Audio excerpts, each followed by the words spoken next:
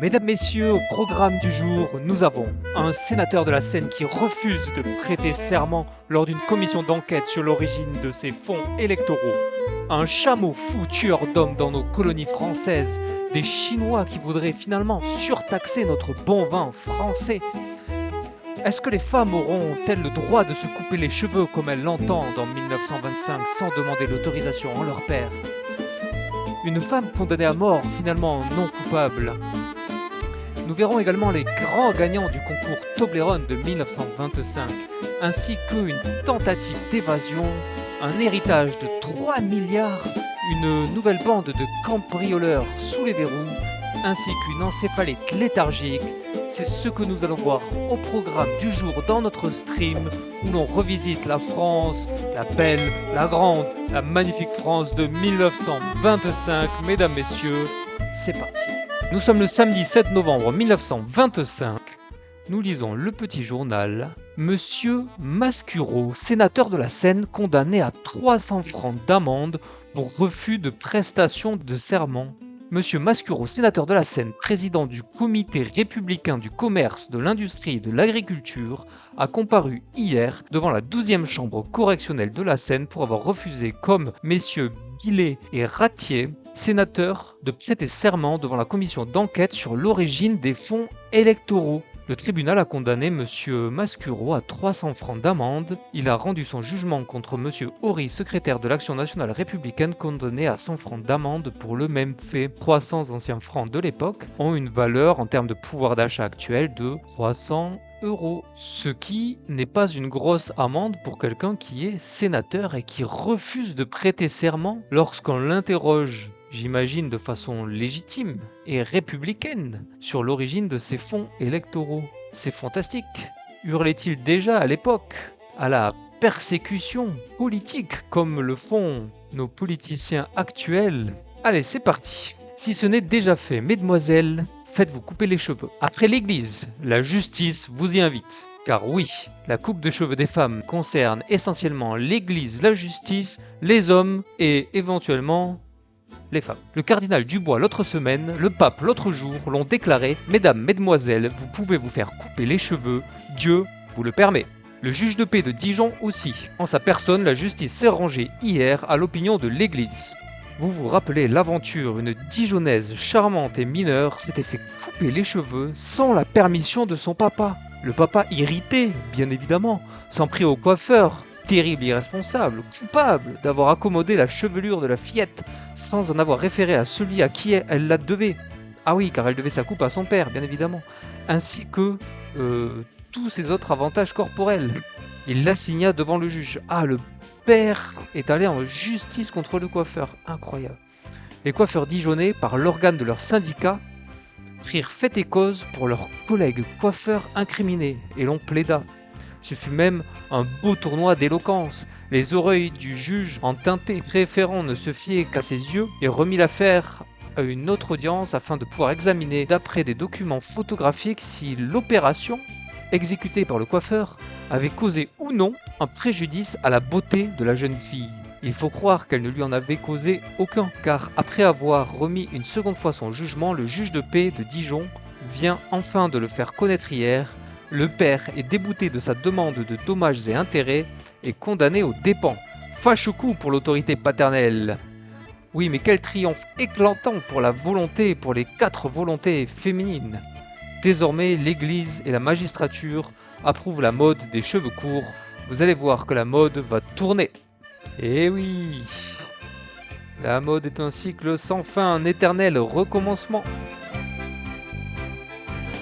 Nos vins et nos articles de luxe seront-ils taxés en Chine? Pékin 6 novembre.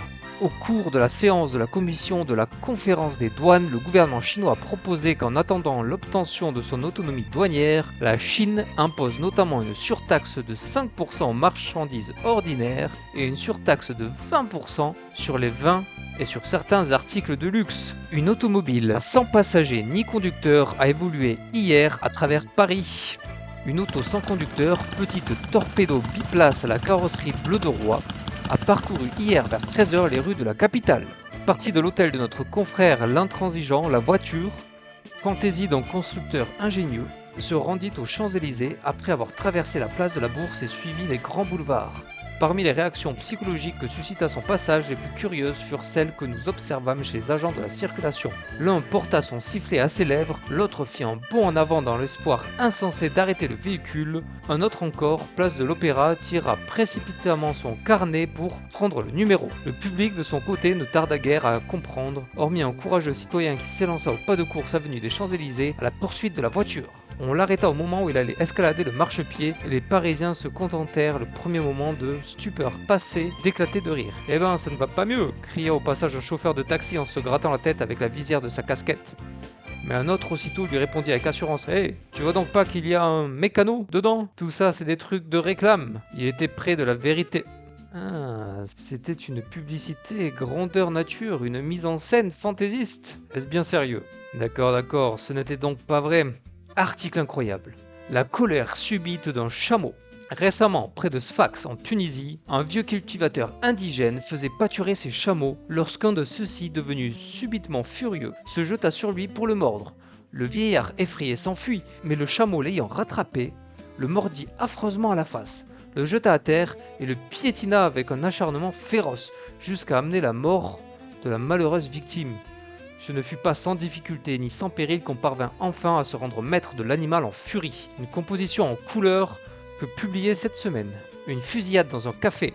Un drame qui, heureusement, n'aura pas de suite grave et qui eut pour théâtre un débit de vin s'est déroulé hier soir à 20h30 rue Duplex. Depuis longtemps, un ouvrier chaudronnier, Henri Desgier, 42 ans, demeurant avec sa femme et son enfant, rue de Clignancourt, poursuivait mais en vain de ses assiduités. Madame Émilie Bassenard, 30 ans, qui, avec son mari Émile, 32 ans, rue Duplex, tenait un débit de vin hôtel. À plusieurs reprises, De Geert vint dans le débit et à chaque fois proféra des menaces de mort contre les deux époux. Il y a 3 jours, des témoins le virent dissimulé dans un coin d'ombre de la rue, mais des gardiens de la paix avisés surgirent mettant en fuite le chaudronnier. Les époux Bassenard étaient hier soir en train de dîner quand soudain, De Geert pénétra dans la boutique brandissant un revolver et plus surexcité que jamais, il s'écria « Ce coup-ci, vous allez y passer l'un ou l'autre !» Et à 5 reprises, il fait feu sur le couple. Et à la première détonation, Madame Bassenard se leva et s'enfuit dans la cuisine où elle se réfugia. Son mari se leva pour désarmer le forcené, mais il fut blessé au côté gauche et au bras gauche. Un projectile à la même perforait le billard et un client de l'hôtel, monsieur Lucien Lefin, qui pénétrait dans le débit, fut frôlé au bras droit par un projectile. Enfin, M. Bassenard et des clients réussirent à s'emparer de l'agresseur et à le remettre aux agents. M. Bonnet, commissaire de police de Grenelle, après interrogatoire, a fait écrouer De Geert au dépôt. M. Bassenard, dont l'état ne paraît pas grave, a été admis à l'hôpital Necker. Eh bien, la France armée, elle est pas magnifique. À Courbevoie, un marchand de vin tue son beau-père. Dans la soirée d'hier, vers 9h, une vive discussion a éclaté entre M. Célestin Gourrier, 29 ans, marchand de vin, et son beau-père, M. Félix Bonnet, 55 ans, qui vivait avec lui. Tout à coup, M. Gourrier, se croyant en danger, s'empara de son revolver et fit feu plusieurs fois sur son beau-père, qui s'écroula tué sur le coup. M. Gourrier, se rendant compte de son acte, se rendit alors au commissariat de police de Courbevoie pour se constituer prisonnier. Après un rapide interrogatoire du meurtrier, M. Vaneg, commissaire de police, s'est transporté rue de Brest pour rechercher les causes du drame. Mais les causes du drame, on les connaît. Je pense qu'elles ont un lien avec le fait que l'homme s'empara de son revolver et fit feu plusieurs fois sur son beau-père, non? Pas ça les causes du drame? À travers Paris, pour acheter des toilettes, la jeune Amélie Angélie, 20 ans, de nationalité suisse, s'était placée comme domestique chez M. Bonnier, 11 rue Édouard de Taille, ayant des goûts dispendieux et ne pouvant les satisfaire avec ses gages. Elle déroba à sa patronne différents bijoux, un bracelet de 2000 francs et une bague d'une valeur de 15 000 francs. Madame Bonnier ayant porté plainte, un inspecteur du 2e district a arrêté l'indélicate soubrette en même temps que son ami Antoine Bache dans un hôtel de Noisy-le-Sec. Après interrogatoire, ils ont tous deux été envoyés au dépôt. Les cambrioleurs d'un magasin de soierie rue Saint-Honoré sont arrêtés. Dans la nuit du 30 octobre, des malfaiteurs avaient escaladé une grille coupée avec un diamant les glaces d'un magasin de soierie tenu par M. Henri Barra, rue Saint-Honoré, puis emporté des chemises, bas, combinaisons, etc. pour 60 000 francs environ. Ils s'étaient enfuis ensuite dans une automobile qui les attendait non loin de là. Les inspecteurs Ferroux, Piaté, Motu et Le Lièvre de la brigade de la voie publique chargée de rechercher les auteurs de ce cambriolage établirent que ceux-ci faisaient partie d'une bande de redoutables dont la plupart des membres sont d'ailleurs déjà sous les verrous, comme auteurs de plusieurs autres cambriolages commis dans la région de Fontainebleau. Ce sont 3 étrangers. Vincenzo Bertucci, italien, âgé de 22 ans, demeurant 13 rue de Navarin avec sa maîtresse Eugénie Paulet, originaire de Troyes dans l'Aube. Mais d'accord, bon, ça balance les noms, ça balance les adresses, ça balance les prénoms, ça balance l'âge, les départements, les relations. André Tritinellis, né à Athènes, un grec 22 ans, demeurant 19 bis rue Fontaine, et Félix Sade, 26 ans, né à Alexandrie en Égypte, demeurant à la même adresse que le grec. Les policiers ont arrêté chez eux Bertucci et sa maîtresse. Monsieur Guillaume, commissaire à la police judiciaire, a retrouvé à leur domicile plus de 7000 francs des soieries volées. Ils ont également découvert le receleur de la bande, Alphonse Vernieri, 26 ans, originaire de Montecorvino, en Italie. Oui, enfin, ce sont tous des étrangers, sauf la maîtresse qui, elle, est bien française, elle vient de l'Aube. Enfin, allez, on va regarder cette affiche. Palmarès du concours du livre d'or du Toblerone, l'exquise spécialité au chocolat au lait suisse, aux amandes et au miel. Voici les 4 premiers prix. Oh, Toblerone! Que c'est que cette image? Le premier prix du dessin. Ça, c'est le premier prix du dessin? Premier prix de littérature. C'est quand même autre chose que ce dessin bizarre. Premier prix de la devise. Plus on prend du Toblerone, plus il vous prend. Ah, les publicitaires de l'époque. Premier prix de la photographie. Nous avons, oh mon Dieu, une femme voilée. Elle est chrétienne. Pascal, calme-toi. C'est bon. Il y a une croix dessus, c'est bon. C'est pas pareil. C'est un ancien logo. Super. Pour ceux qui avaient participé à l'époque, il ne sera donné aucune suite aux réclamations, le classement établi par les jurys étant sans appel. Qui ferait appel de la décision des jurys pour un concours Toblerone Et il y avait quoi à gagner? Ah oui, premier prix de la photographie, 5000 francs en espèces. Suivant, la fille du roi du tabac hérite de 3 milliards. Donc hérite de l'équivalent de 3 milliards d'euros en n'ayant fait rien d'autre que d'être née. Elle hérite du carnet d'adresse de sa famille, parce qu'elle porte le nom de famille, elle connaît les gens riches, elle a été au dîner avec eux, elle a eu la meilleure éducation possible, ce qui lui permet de générer plus d'argent par la suite, parce qu'elle a pu avoir accès aux meilleures écoles, parce qu'elle est née dans une bonne famille, elle a eu accès à des livres à la maison et compagnie, donc voilà, elle a le capital social, elle a le capital culturel, elle a le capital financier.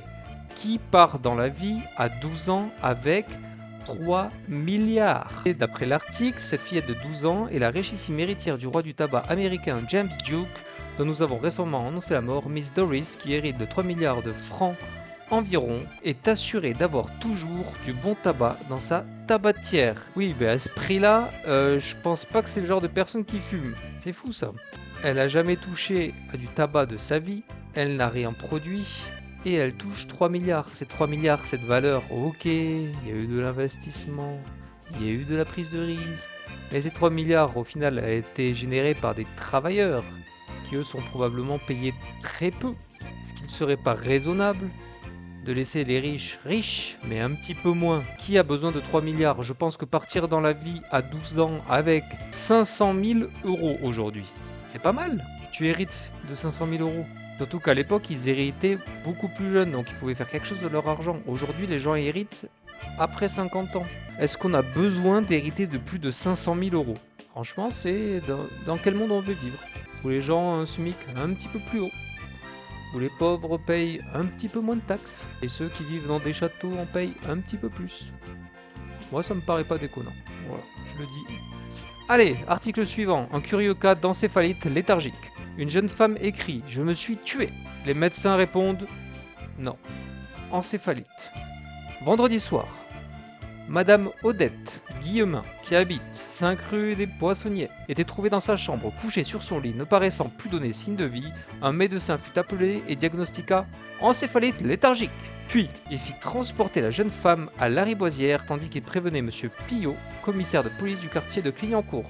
Le magistrat commença aussitôt une enquête et trouva dans la chambre de la malade une lettre disant « Atteinte d'une maladie affreuse, je me donne la mort, tout cela est de la faute de mon ami, qui m'a lâchement abandonné. » Monsieur Pillot apprit en effet que Madame Guillemin avait été délaissée par son amie d'origine italienne, Par ami, comprenez petit copain, ou partner, ou whatever you want.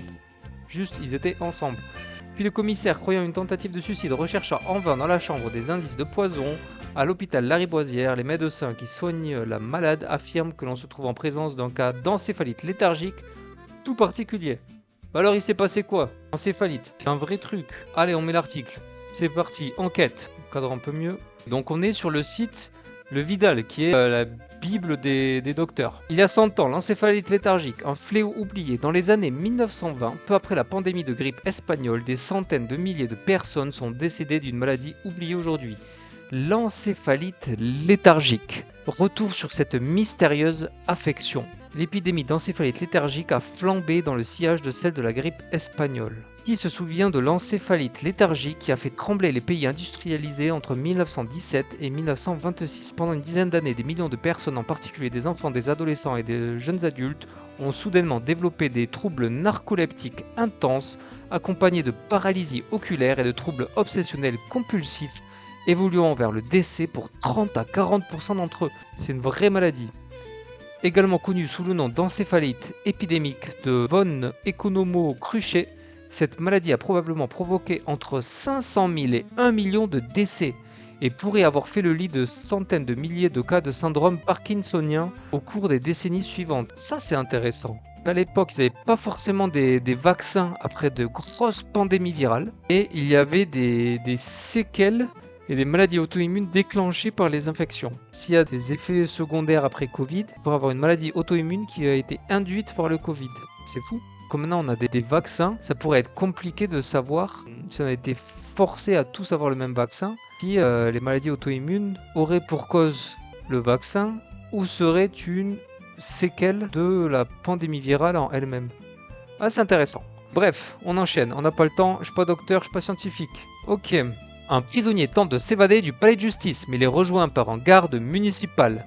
Marius Bariotti, né à Buenos Aires, 23 ans, déjà condamné pour infraction à un arrêté d'expulsion, était sous OQTF.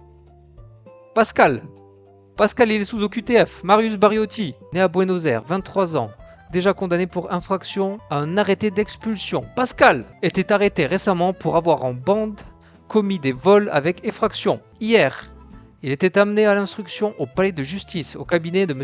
Peyre, juge d'instruction.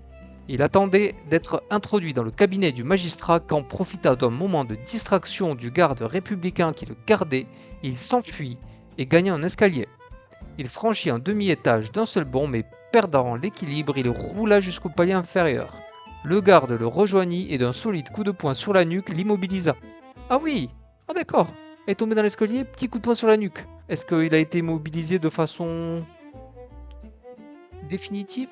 Puis, le ramena promptement devant le juge. Ça n'a pas arrangé son affaire. Un vœu du jury de la scène pour la recherche des séducteurs. Alors par séducteur, ne pensez pas personne séduisante. Pensez en 1925, séducteurs des hommes qui vont charmer des jeunes femmes pour en obtenir ce qu'ils en veulent, puis s'en vont disparaître, sauf qu'à l'époque, pas de contraception, pas d'interruption volontaire de grossesse. Donc, monsieur charme, monsieur obtient ce qu'il veut, monsieur fait un enfant, monsieur disparaît. La cour d'assises de la Seine, présidée par monsieur le conseiller Richard, a jugé hier une jeune couturière de 19 ans, Marie Dousseau, poursuivie pour infanticide. Elle a été condamnée à 2 années d'emprisonnement avec application de la loi Béranger.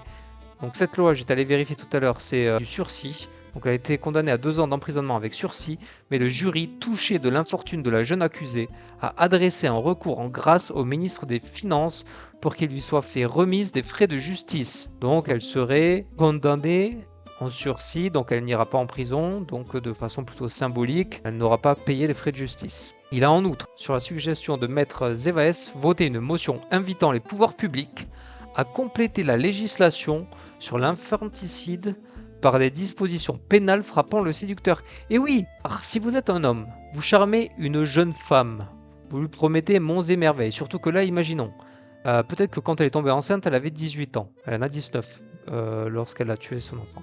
Imaginons, elle a 18 ans, elle est couturière, elle gagne une misère. Un homme un petit peu riche arrive. la trouve mignonne, lui promet de la marier, etc., etc.